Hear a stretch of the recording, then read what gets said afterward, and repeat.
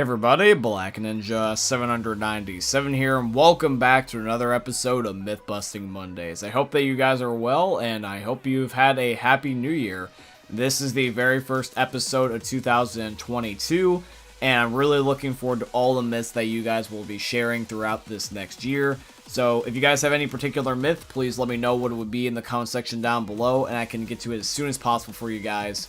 But yeah, guys, for today's episode of Myth Busting Mondays, there's a lot of good myths, but for the final myth, because this is always one of the things that's really cool to discuss, we are going to be seeing if it's possible to, believe it or not, sprint backwards in Back 4 Blood. It's a really unique myth, but it should be something very interesting to look at, and I thought it was actually warranting of the final myth slot, so that's what we're going to be doing at the end. But in the meantime, I got some Left 4 Dead myths for you guys, so I hope you guys end up enjoying those. If you guys end up enjoying today's video, please drop a like to show your guys' support, and let's get on with the first myth of Myth Busting Mondays. Myth: does Ellis have a different gun animation when he's injured compared to the other survivors? Okay guys, so for this very first myth, this one is really interesting because I didn't think that this would be something that would exactly be a myth to test in the first place. Like when I first heard about this being like, oh yeah, well when Ellis is injured, did you know that he has a different gun animation when, he's actually like holding a single pistol compared to the other survivors?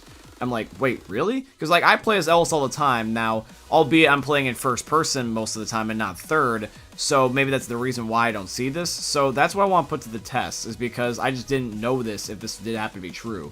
So right now, I am in dead center here. I got all the bots with me, and I've frozen them in place, so that way they don't actually pick up an extra pistol, because supposedly this is only done when you end up having just a single starting pistol. Now what I'm going to do is I'm actually going to be going into my console commands. I'm going to start injuring them just a little bit over time, so that way eventually they go to yellow health and red health, so that way they can basically be hunched over and starting to do their injured animations compared to just standing straight up when they're in green health. And then after I'm done doing this with all the survivors, I'm going to do this to Ellis and see if there's a difference. Okay, so as you guys can see, slowly but surely I'm taking away the health of Nick to start off with. And once he starts to get into yellow health, you will see that he's holding his pistol with two hands, just crouched over, and is just looking, a little bit injured. Now we're going to do the exact same thing to Rochelle. We're just going to simply just injure her one little bit at a time and see if anything changes. So right now she is in yellow health as well, and she also too does have her kind of her own like little animation. She's not exactly crouched over, but she's just kind of shrinking down to size, pulling all of her body parts closer. Then we're going to be doing this to my man Coach, and you guys can see that right now he's normal, but once I put him down to yellow, he crouches over once again, just like how Nick does, and is holding his pistol with two hands. Now we are going to be going over to doing this with Ellis. Okay, so now I reset the game, and I'm just going to freeze the bots back into place, and right now I am playing as Nick. And I'm literally going to just do the exact same thing to Ellis that I did to the other survivors and just see if there's a difference with his animation. So Ellis, what do you got for us? And okay, slightly different. He's crouched over, but he's holding the pistol with one hand and not two. And he's the only one out of the four to do this. Okay, so I guess this must have been what they were referring to. He's holding it one-handed. Very interesting. And keep in mind that, yes, I know I do have mods, but I don't think that is exactly changing this. But, yeah, that's really interesting. So this myth is confirmed. Yeah, Ellis has a secret different animation compared to the other survivors. He one-hands pistols. Interesting. Myth: can the witch kill the Left 4 Dead 1 crew on the passing? Alrighty guys, so I am on the finale of the passing, where the Left 4 Dead 1 crew tries to back you up and help you defend your area, so that way you can be able to escape back to Jimmy Gibbs' stock car. And we all know that on the finale of the passing, there is 0 witches to be seen. So technically, throughout the Left 4 Dead 1 campaigns, the survivors end up reacting the way that you would normally do, but we never get to see what they do in Left 4 Dead 2 when it comes to the passing, because they never run into any witches. You only ever see them at the beginning and the end of the passing, and there's never any witches to be seen within point of view of them. So I want to forcefully spawn one and just see what they do. So I'm going to spawn a witch right next to Zoe and Francis, and I just want to see what their reaction is. So there it goes. It's right there on the ledge. It's right in Francis's ass. And for some reason, I don't know why, but I'm down here, and the witch somehow targets me. Yes, I understand that my flashlight is on, and yes, I understand that I'm somewhat decently close, but right on top of the witch is Francis, and right on top of the witch is Zoe.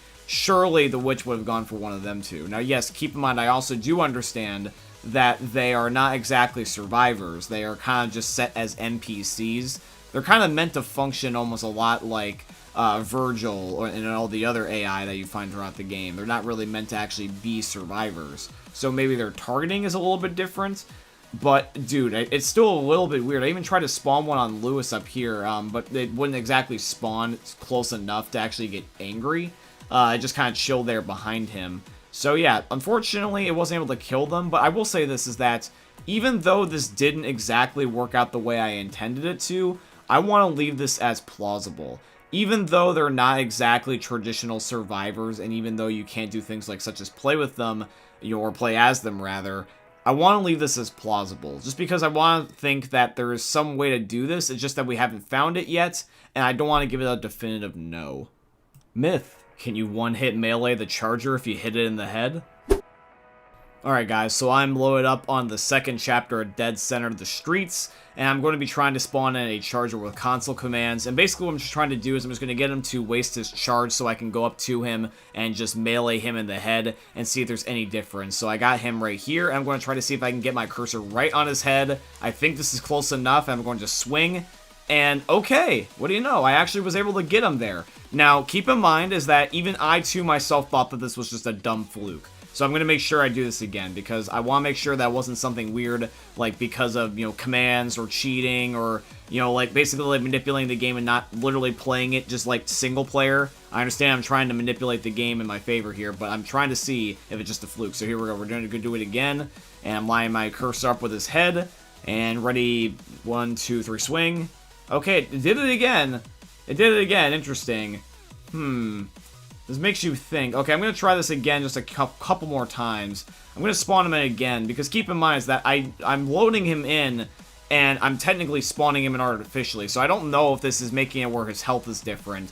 I'm genuinely curious if there is a difference, but that's why I'm testing it multiple times over and over again. So I'm going to swing again, and I'm going to try to see if I can get his head. Now, that time, I didn't get him. But I think it's because my cursor just generally wasn't lined up, because the next one I did hit him again. Traditionally, the charger does take 2 melee hits anyways, because it also, it's just the way it is, so that probably could have been a fluke. Let's try one more time. So I'm going to line up as perfectly as I can. It's right on his face. So here we go. I'm going to swing right when it lines up, and boom.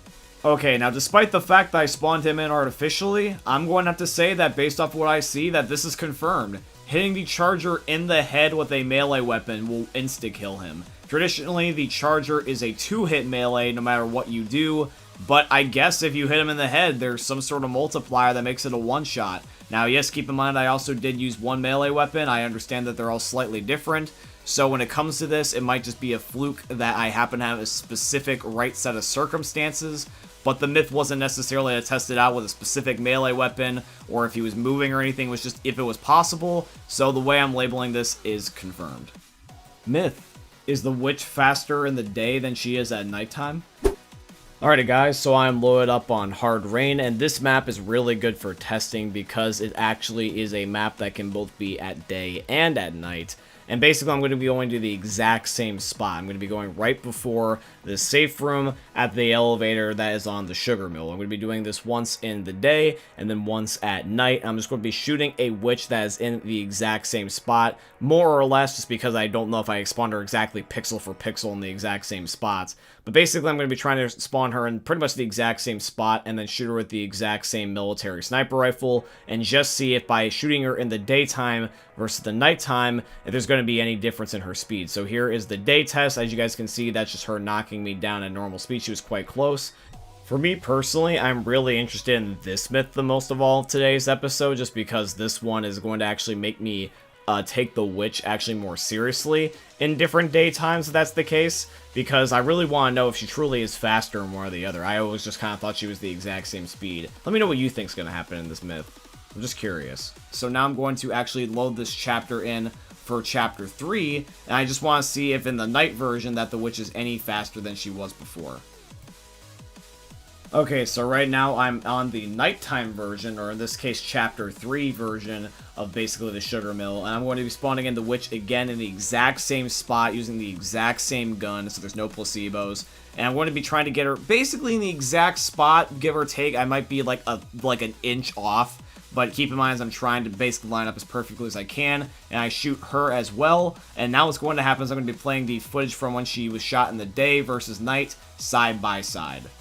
Alright guys, so you are seeing a frame-by-frame video of both the nighttime and the daytime version of me shooting the witch. The nighttime being the upper left, and the day being in the main screen. And as you guys can see, even with slow motion or without slow motion, the witch at the nighttime version clearly kills me a lot faster than she does in the daytime version. She not only responds to getting shot quicker, but she also can sprint to me a lot quicker.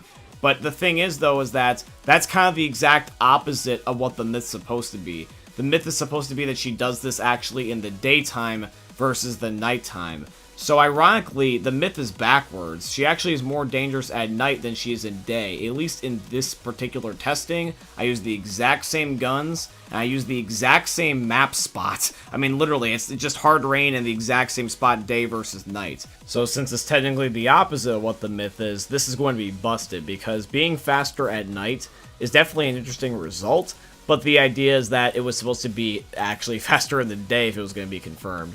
So, we still got an interesting result, just not the one I thought it was going to be. Alrighty guys, so now we are on to the final myth, the big epic myth at the end of the video, and this is going to be the one Back 4 Blood myth for all the Back 4 Blood fans out there, and that is going to be, can you sprint backwards in this game? Is it actually possible? It's going to be, once again, a thing with the cards and just how they combine or don't combine, and whether or not their values can actually end up making some really interesting results. So that is what we're going to be testing out right now. Myth. Can you sprint backwards in Back 4 Blood? Alright guys, now you're probably wondering to yourself, being like, okay, so how is this even remotely, like, even a possibility?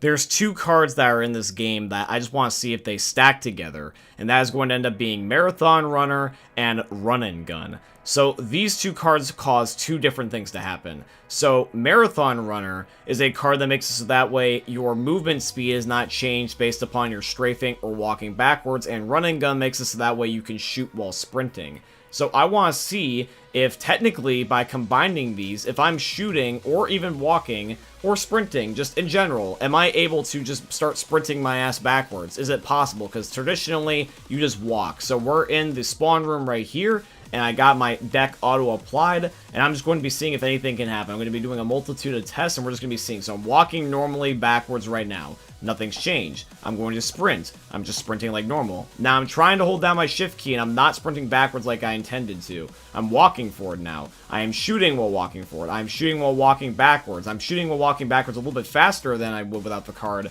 but it's not a full-on sprint, because that's a full-on sprint right there. So it looks like that there's a multitude of different things happening, but it's not actually allowing me to sprint backward, which is what we wanted in the first place. So therefore, even though it does happen to be a little bit sucky, but kind of expected, this myth is busted. You can't sprint backwards in Back 4 Blood, or at least at the moment, given the card deck that we tried here. It may be possible with a different deck, but at the moment, we're going to be leaving it at busted. But yeah, guys, that is going to be it here for today's episode of Myth Busting Mondays. I hope you guys enjoyed the Left 4 Dead and the Back 4 Blood myths here today. If you guys end up enjoying today's video, as always, please show your support by dropping a like, comment, and subscribe, and all that beautiful stuff. And once again, meme lords, if there's any particular myth that you want me to test out for next week's episode, please put it in the comment section down below. It could be about Left 4 Dead, Back 4 Blood, or anything really of the sort, honestly. I am open to a variety of different things. If you guys also would like to financially support the channel, by the way, I would definitely appreciate if you guys could go check out my Patreon. It is always linked down below in all my YouTube video descriptions, or you guys could use supporter creator code BlackNinja797 in all caps in the Fortnite Epic Games item shops, because Epic is my very first sponsor, and therefore they are sponsoring today's video, so shout out to Epic Games. And yeah, guys, I hope you end up enjoying seeing another YouTube video for the most unique YouTuber you guys are ever going to see. Thank you for watching, guys. I love ya, and peace out. Hey, meme lords. Jesus here, and you better have enjoyed that video there by the eternal god Daddy Ninja. You should probably subscribe too, or the mighty Moab will come for your balls. If you enjoyed the video, you might like it too, and Give me the memes. Flash, bang, boom!